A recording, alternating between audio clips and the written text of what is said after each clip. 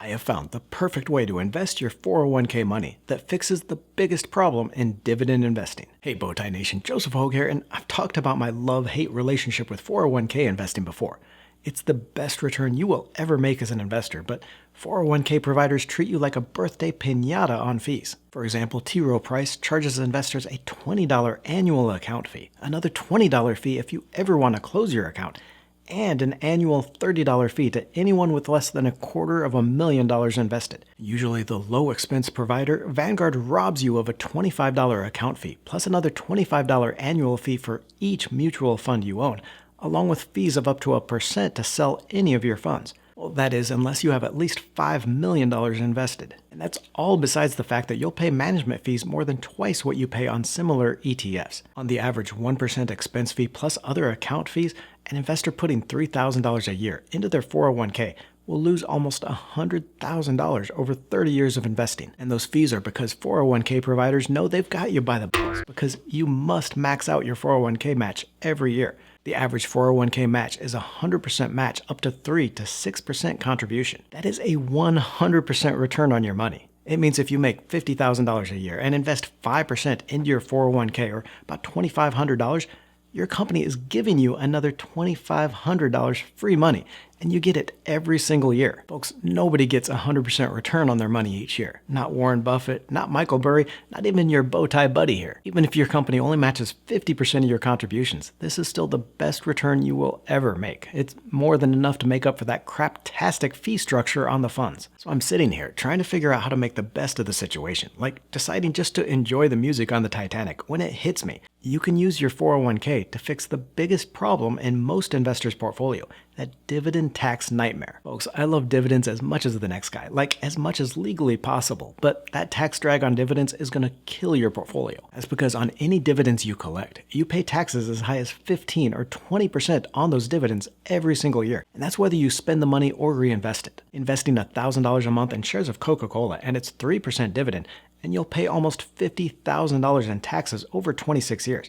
And that's on qualified dividends. Heaven forbid you should collect those dividends on those short-term stocks or the special situations and pay income tax rates of up to 37% on your ordinary dividends. Now, I've recommended in the past that you load up your dividend stocks in your IRA, that self-directed retirement account, but you're limited to how much you can put in there, and you hard chargers in the Bowtie Nation are investing much more than that each year, meaning a lot of you are paying a lot of taxes on your dividends. So I want to walk you through the perfect way to invest your 401k money that gets you that free money plus saves you thousands on taxes. First though, all this is going to be pointless if you don't start with an investing plan right for you. It's why I created a quick 3-step guide to making your investing plan. Within 5 minutes, you'll be able to create an investing plan that makes your goals the motivation to keep investing, and that is customized to your needs. I'll leave a link to that below in the description. It's totally free, just something I wanted to put together for all you out there in the community. So click through and get your step-by-step guide now.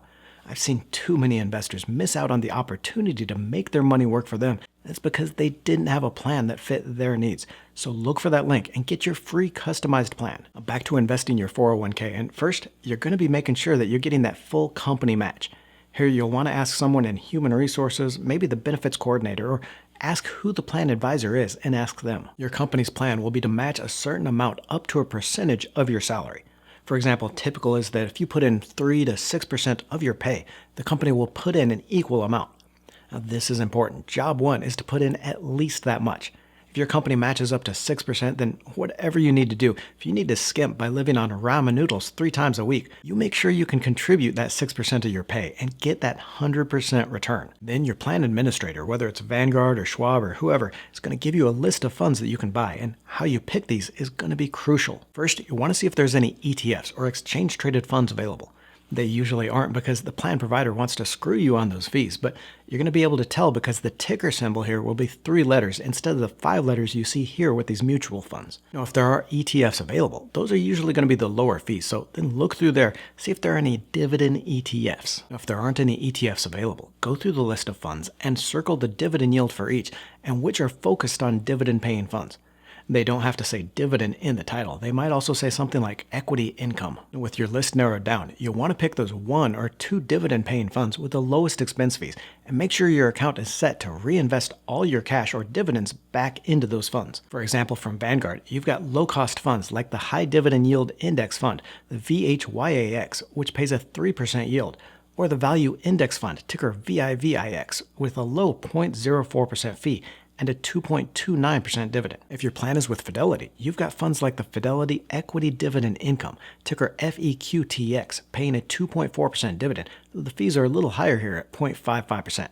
Or one of their bond funds with a high yield and low expense fee. Just remember, you're looking for dividend-paying equity funds with low expense ratios. Now, if you still have money left to invest after maxing out your 401k plan match, invest in an IRA or a Roth IRA in the same way. You can invest up to $7,000 a year into an IRA and take that money off your income for taxes. Investing your IRA into dividend ETFs like the Schwab US Dividend Equity ETF, the SCHD, or the JP Morgan Equity Premium Income ETF, the JEPI, gets you those high-yield investments without the yearly tax bill. Now, with the dividend part of your portfolio taken care of, you can invest any other money in your taxable account into those long-term, non-dividend growth stocks.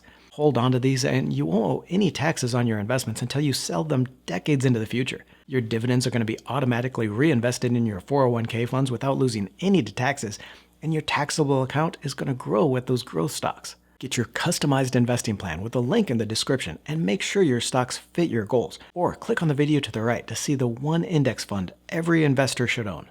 Don't forget to join the Let's Talk Money community by tapping that subscribe button and clicking the bell notification.